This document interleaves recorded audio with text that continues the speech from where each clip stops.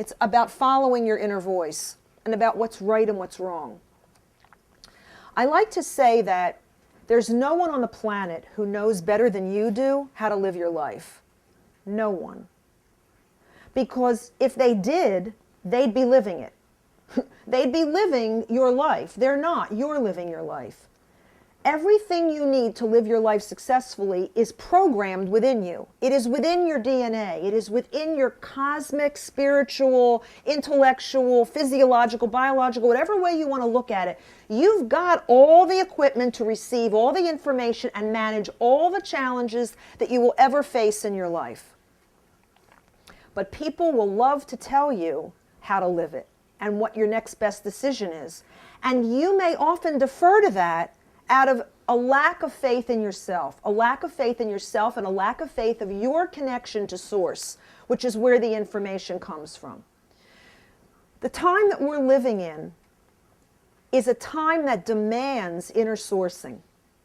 Because as you look outside yourself every day, things are crumbling around you. Systems are breaking down.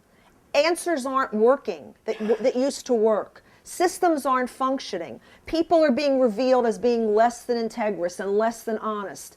The reason is that because there is a lot of illusion out there, and one of the things the light is doing, it's shining itself on you and you and you and everyone in this room and everyone on the planet and saying, you have a direct connection to the information that you need. There is no expert outside of you. There's nowhere to go. There's nobody to talk to. In the end, you must be able to source self and self-source, because that's the answer to handling everything and anything that will come down your way. And so there's more and more of these revelations about who people are and what's really going on and where corruption is. And it's a good thing. It's a rough thing to go through. It's a very rough thing to go through. But it's a great thing to be living during and experience the aftermath of. So that's exactly where we are. We're moving out of patterns of behavior and patterns, constructs. You know, a lot of people are using the word paradigm now. It's a new paradigm. Well, it is, because it's a new construct. We're moving out of one and into the other. And as we move into that, we need all the guidance and help we can get. We need our inner voices. We need to be able to co-create with someone else. You never know where the next good idea is coming from.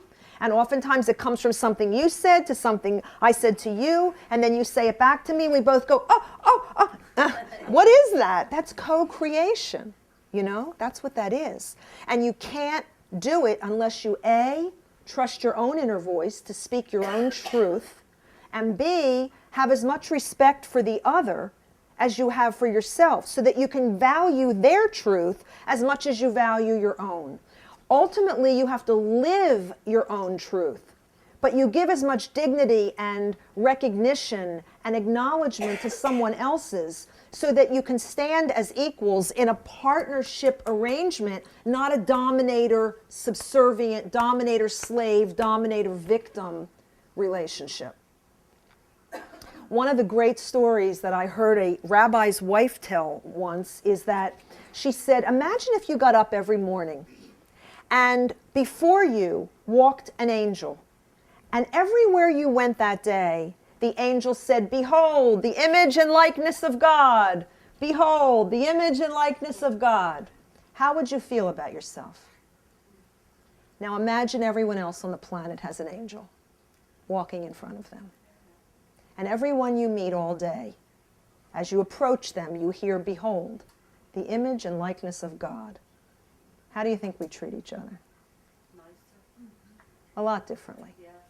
A lot differently. So these were fearless women who just said no to the patriarchal society, no to the way things are. And in fact, Susan B. Anthony argued brilliantly that it was a violation of the 14th Amendment not to let her vote, because she said, she was way ahead of her time, but she said the 14th Amendment says that anyone born a citizen and naturalized in the United States had the same privileges as anyone else.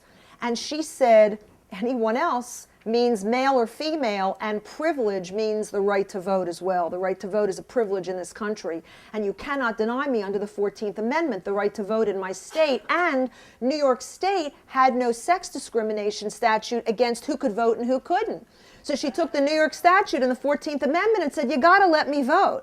And they had no good legal argument against her, but they kept her from doing it anyway and tried to put her in jail. You can thank her every time you walk into a voting booth, you know, among others. This fascinates me, fascinates me.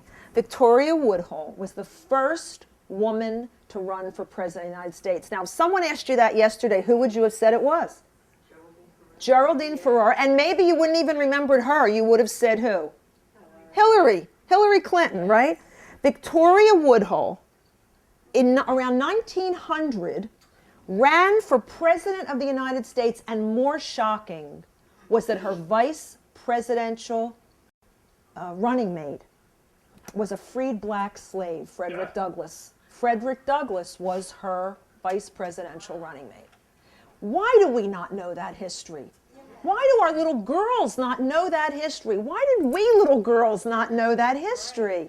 Why do little boys not know that history? I don't understand. She was the first female stockbroker on Wall Street. Look at this woman. You've never seen her. You've never heard her name.